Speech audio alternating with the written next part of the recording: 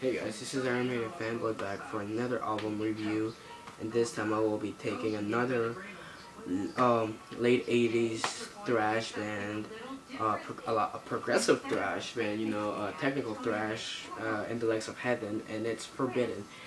Forbidden just released a new album last year called Omega Wave, and I'll be reviewing that today. Now, Omega Wave got released on Nuclear Blast, and one thing to say about this album is amazing. To be honest, I liked Forbidden. I only checked out the Chalice of Blood album and I was immediately hooked by them. Great thrash. I loved Russ Anderson's voice on it, but I didn't check any of the other stuff that they had. So when I picked this album up, I was expecting full-on thrash, just fast riffs, really good vocals, the drumming being like one amazing drumming out of it. But when I picked this album, I kind of got a surprise out of it. It's thrash, yes, but it has a lot of progressive elements to it. Now, the instrumentation is great. Russ is singing better than ever, and the songs seem to take out longer. Songs tend to take the longest song being 6 minutes and 30 seconds. Songs don't go down the 4-minute and 43-second mark, which means it's a long album. Now, you have two, I wouldn't say, one instrumental, and that's Alpha Century. Alpha Century, it's a really great instrumental that starts this album out. I wouldn't say it's like a technical instrumental, because it's not.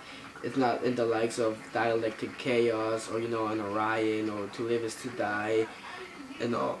It's more like an album opening, like Into the Lungs of Hell kind of opening thing, and that song is the shortest song in the album, being 2 minutes long, and it's just like this great melodic line that just gets you hyped up for the album. And then Forsaking at the Gates hits, and oh my god, it opens with this sweep arpeggio solo, and then it just gets a really great riff.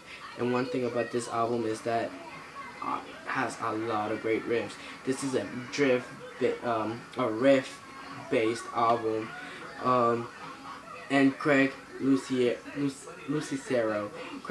and Steve Smith, amazing guitar work, trading off solos, creating harmonies between each other. The rhythm work of this album is amazing. Mark Hernandez, it's an insane drummer. This is one of the few albums that I would just love to check out the drum track by itself. Like in Forsaking of the Gates, oh my god, the drums hit you so hard. A special track in this album would be Overthrown.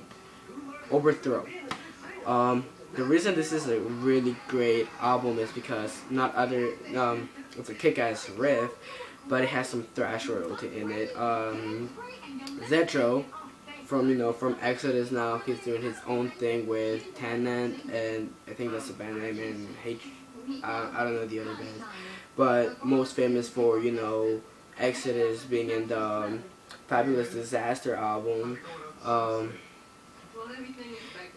Hissing's in it, and Chuck Billy, Testament Glory. He's been singing in all of the Testament albums, starting from The Legacy, and they're singing. They make guest appearances in this song.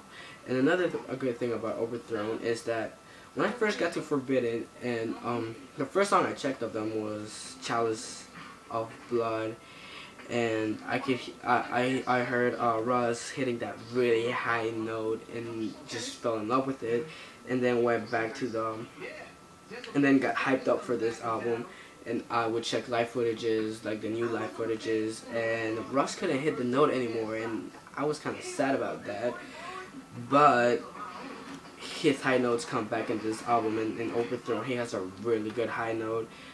In Adapt or Die, I think he has another one. So the first half of the album consists of Alpha Centauri forsaking at the gates, overthrown, adapt or die. Then when and Swine.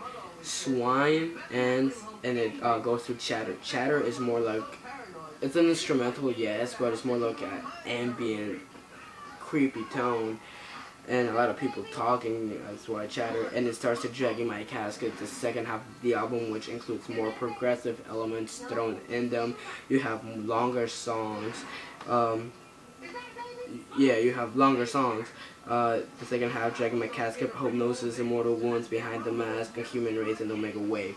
The one thing about this album is that the chorus, Russ overlays his vocals and the chorus are catchy as hell.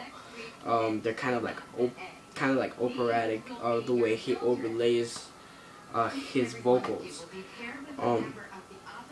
A great album. One little complaint about this album is that it suffers from the Exodus factor, and I'll call the Exodus factor what, Exhibit B. Even though being a great, amazing thrash album, it did feel a little long, and you could feel that they could have made an Exhibit C and put half of the songs in it.